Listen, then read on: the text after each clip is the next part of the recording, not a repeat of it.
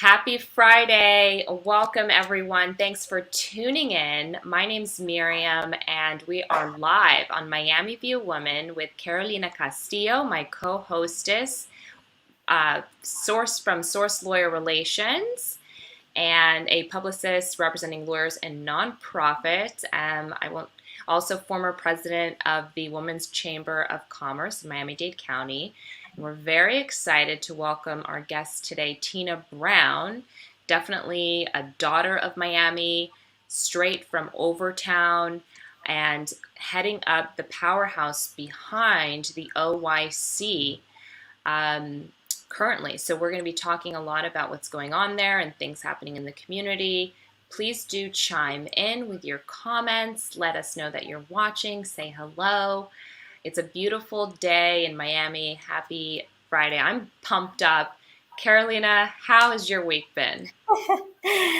Well, thank you. Thank you for that shout out. It's been fantastic. I'm in my brother's house right now.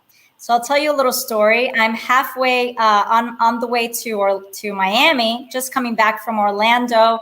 I intentionally took a couple days off to be with my daughter and my mom. So we had a mother-daughter trip.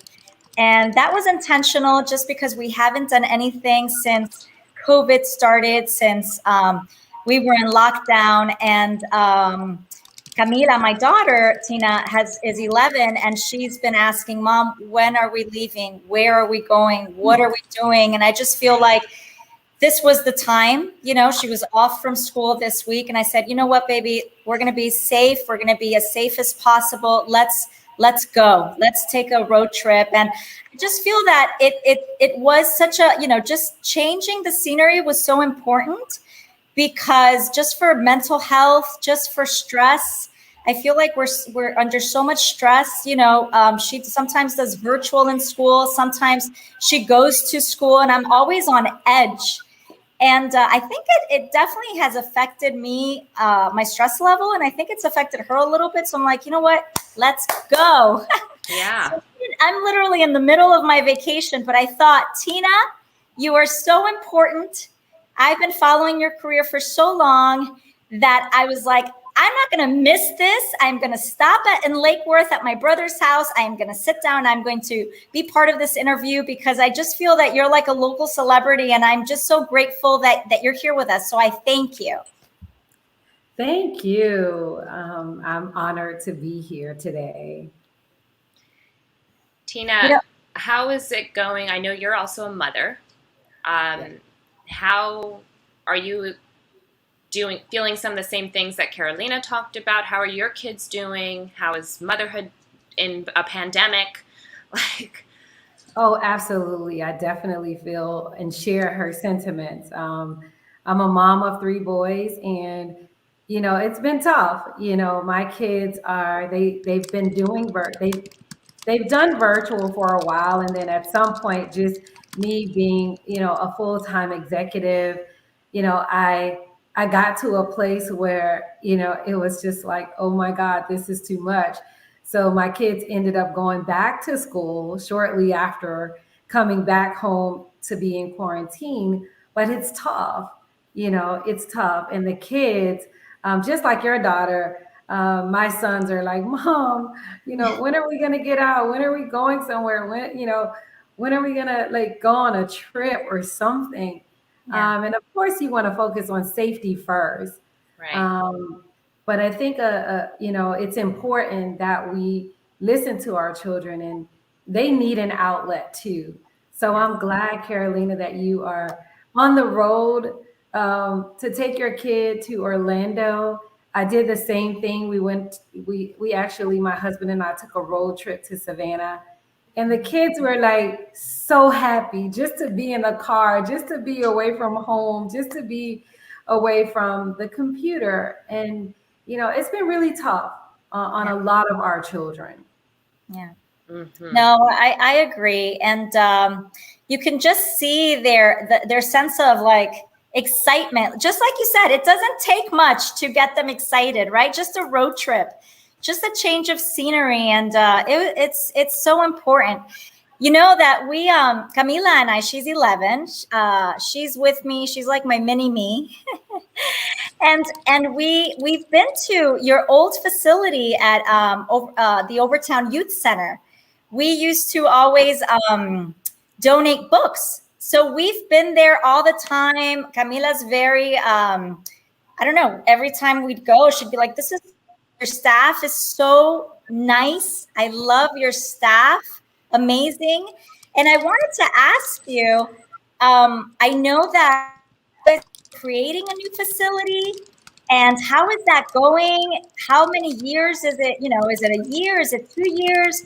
And how are you handling the children at the Overtown Youth Center? So I'm glad you asked that question. You know, we launched a capital campaign back in 2017. And it was primarily due to the demand for our services. We were in this 18,000 square foot facility that was beautiful. And everybody thought it was large, but it was really small because our student population began to grow. And so we said, you know what, we need a new facility. And so back in 2017, we decided we were going to build this 56,000 square foot facility. And fast forward to 2020, you know, we didn't know how we were going to get it all done in the middle of a pandemic. Of course, you know, when everything shut down, you know, we couldn't access our donors. We're like, oh my God, what's going to happen with school and everything? But I'm proud to say that we've been able to continue to move the project forward. Right now at the corner of 14th Street and 3rd Avenue, it's a big construction site. And every week I go by there, things are changing. We actually have 2 floors right now built. So this is going to be a 3-story facility with state-of-the-art sort of technology, 14 classrooms, a dance studio, a music studio, a technology room. And we're scheduled to come back online in January of 2022. Nice. So I'm excited. It's been like a 4-year journey, but we're getting there. Currently, we tore down our facility back in December of 2019. And the pandemic hit in 2020. And so we've had to shift all of our programmatic services to virtual. Yeah. So like everyone else, we were providing program services via Zoom, all of our mentoring sessions via Zoom. But we found some really creative ways to connect with our students. So in spite of the pandemic, we did a lot of drive and go celebrations. We did our book bag drive. It was a drive and go. It was phenomenal. We usually do a senior banquet every year for students who are graduating high school, preparing them to go off to college. So we did that virtually, and that was amazing. And then other opportunities to celebrate our kids, we've done, I'm sorry, not virtually, face-to-face. So these were all these drive-by face-to-face celebrations where we actually were able to high-five our kids and give them, you know, all of the gifts, awards, incentives that they so deserved. I see Yvette has joined our stream, so I'm going to bring her up. Another powerhouse to Yvette. Join our conversation. Hey, good to see you. The only thing I was powerhousing today was Miami traffic. Yeah, it's crazy. I think about, it's wonderful that you've been able to have some of these in-person experiences, Tina, with your team and the work that you're doing pivoted to virtual. I can't imagine all of the different things that you're handling. And I started to think about today, because my grandmother, she's in Houston, Texas, right? And I was trying to get through to her earlier this week with everything going on there. And just how lucky I feel that we're kind of experiencing pandemic in a different way than the rest of the world. A lot of people are still completely locked down, shut in their house. And I'm grateful that we're at least able to go outside and the weather is beautiful and we can do these kinds of things. When are you thinking you guys are going to wrap up construction? Are you going to do it sometime this year, next year? Any forecasted? I'm sure you don't know anything for certain, but Yeah, so construction is scheduled to be complete in January of 2022. So I'm going to just say the first quarter of 2022, we should be back in our building. Um, that's the scheduled completion date, but of course, you never know. But looking at the site and the progression of the construction, it really does look like we'll be back in our facility then. I that sounds follow the amazing. Overtown Youth Center Instagram. I am always on there, and I have seen some face to face. I have seen a lot of momentum and a lot of things happening lately. Could you tell us a little bit more about what's been going on? Yeah, so from March of last year to December, we were completely virtual. And just really understanding just our community and the need for children to get out. I mean, Overtown Youth Center really has served as a safe haven, has served as a place where students can connect to their mentors, our staff, to share, to have fun, to get some educational support. Kids were missing that. And of course, as parents, we need a break too. So we felt that it was extremely important for us to try to transition our students back to some face-to-face services. So we slowly started to transition our elementary school students back. Little kids want to run around, little kids want to play. And that was important to us. It was also important for us to give our parents some breathing space, right? During this pandemic, all sorts of things have happened. Parents have lost their jobs. I think we're all dealing with some level of, mental anxieties, depression, some people. So we've seen parents really struggling during this process. We've seen kids, just again, needing an outlet. So it was important for us to bring services back online. In addition to that, for the older kids, we know that, they want to get out. We've created opportunities for them to work remotely, helping us with social media.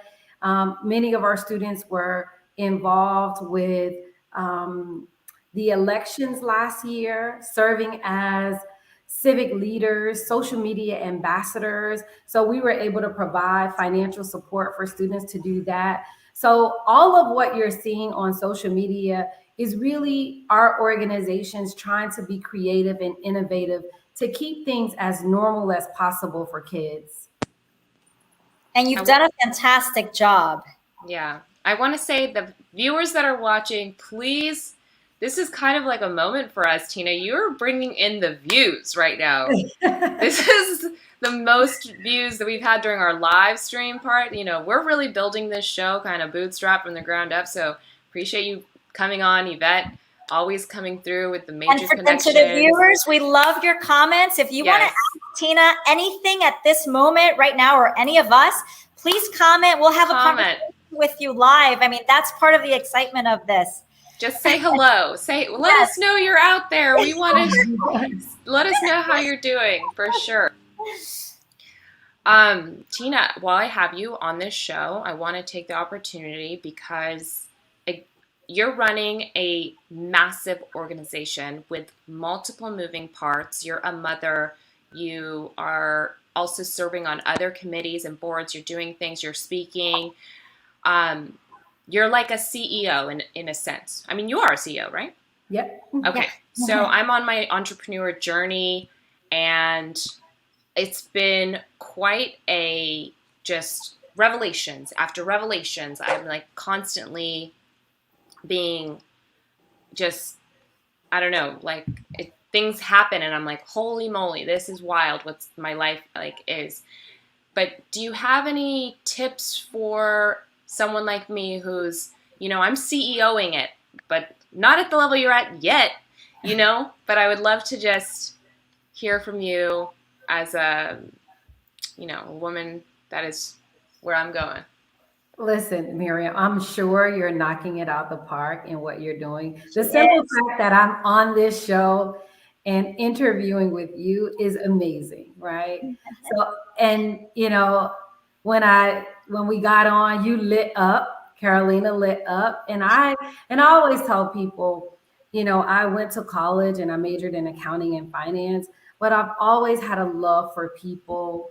And after growing up in Overtown and realizing that, if I could do it, anybody can do it.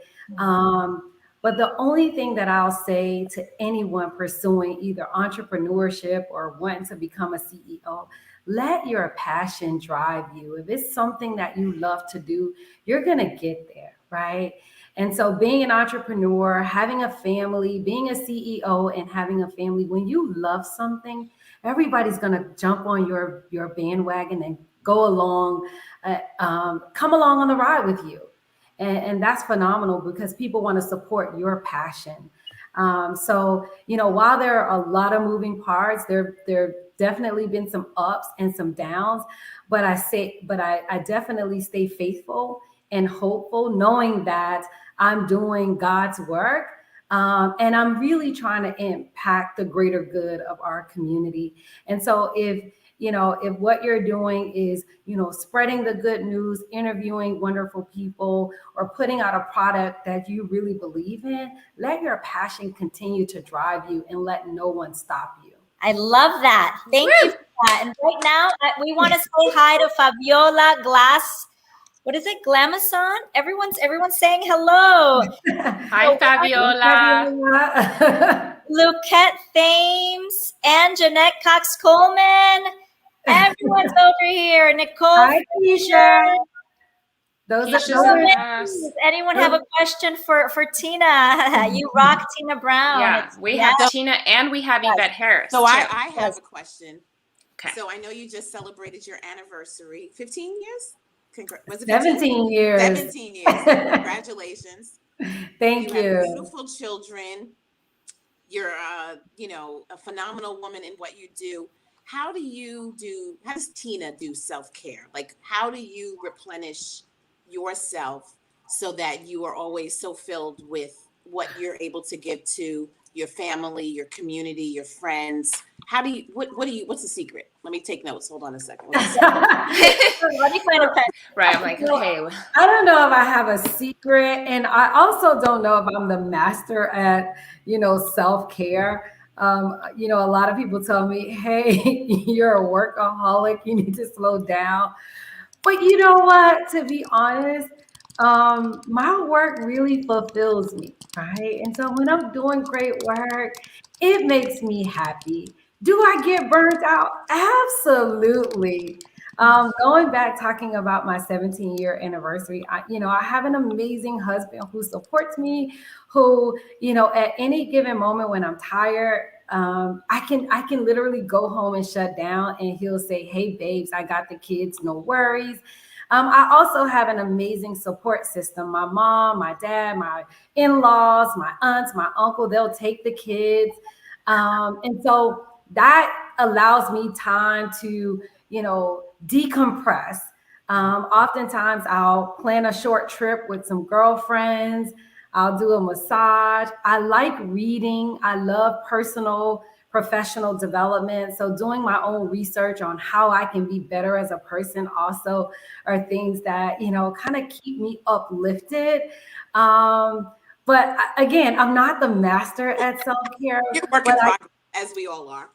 But I do love the fact that I have such a support system that allows me to balance things out. So, sometimes I'm working 60, 70 hours a week, and I know for a fact that I can depend on, my mom, my husband, my in-laws to say, hey, go home, have the weekend for yourself, right? And I can depend on some of these amazing friends that are watching to go out and have a drink with me, or just, do something fun. So that's kind of self-care for me. Just being around good, authentic people when I leave the job is really all that I need. And my family is first and foremost, the most important thing in my life. But just being around good people who love me and who continue to support me, that's all the self-care that I need.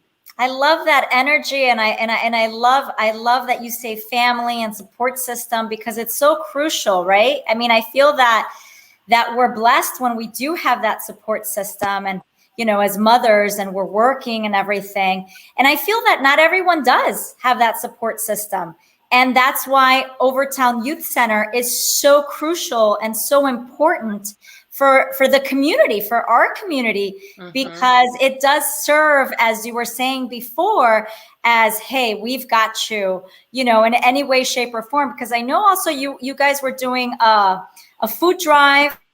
You do so much for the community, not just to help the children, but you also in helping just their families and what they're going through. And I just love the work that you're doing.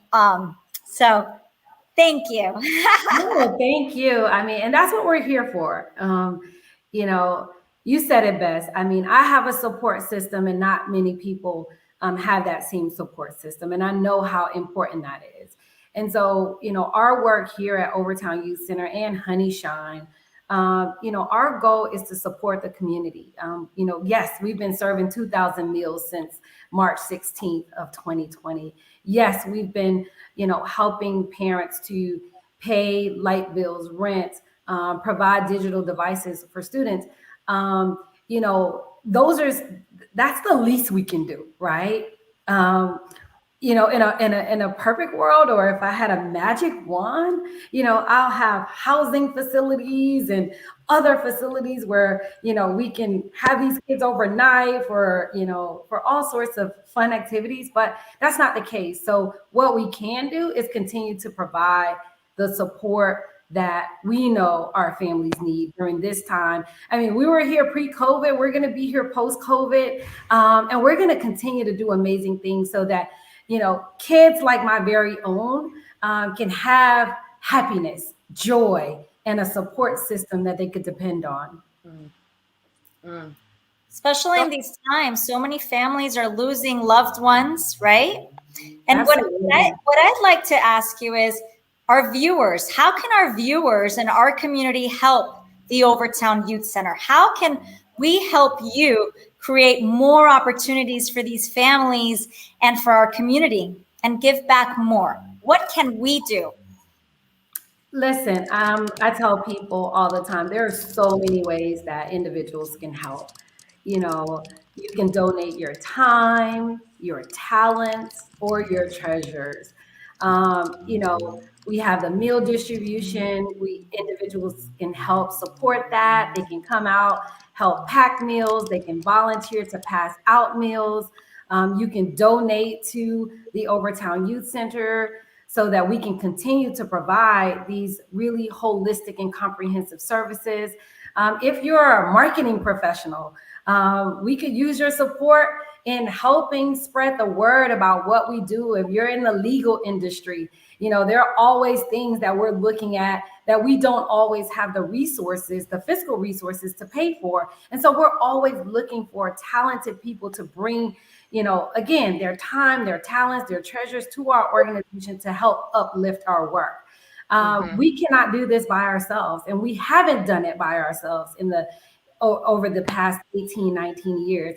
It is because of our volunteers. It is because of donors and contributors and people who have talents beyond the talents that exist internally.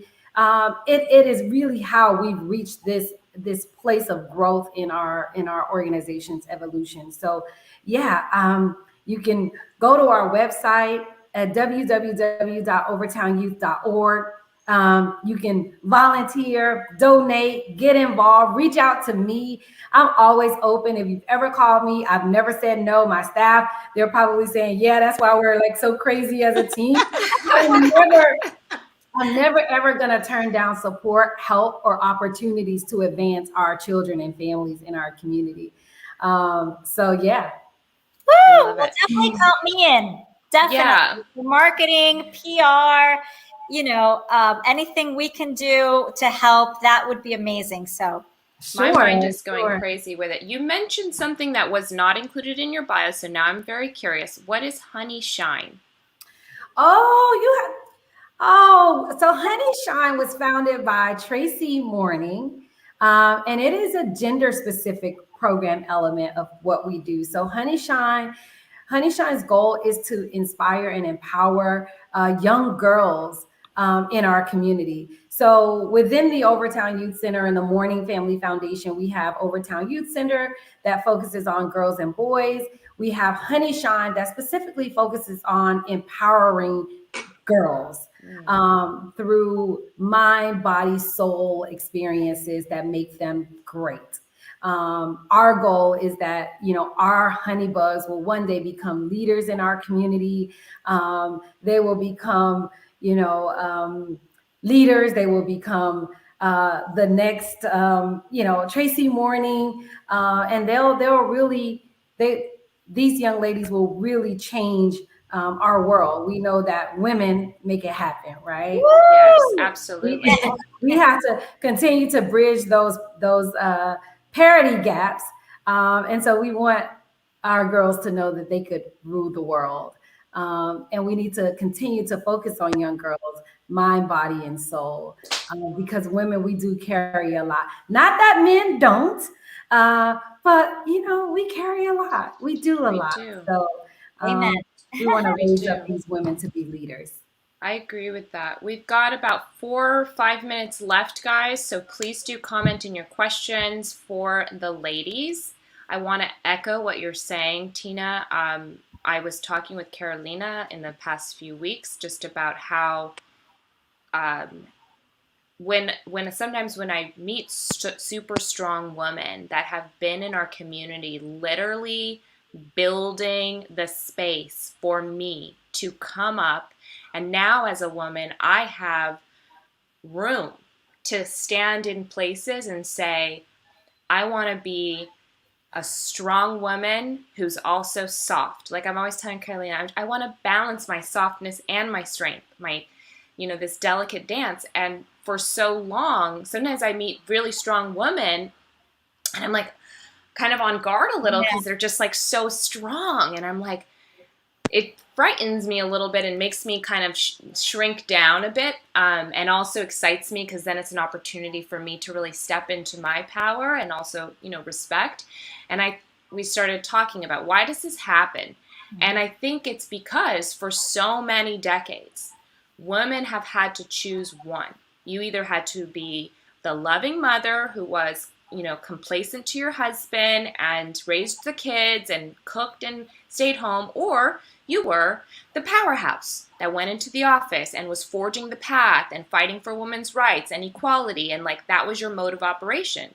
And so only because women for decades have operated in that mode, just kind of like literally with our boots on, our high heel boots, by the way, walking into boardrooms, do I now have the space to say, you know what?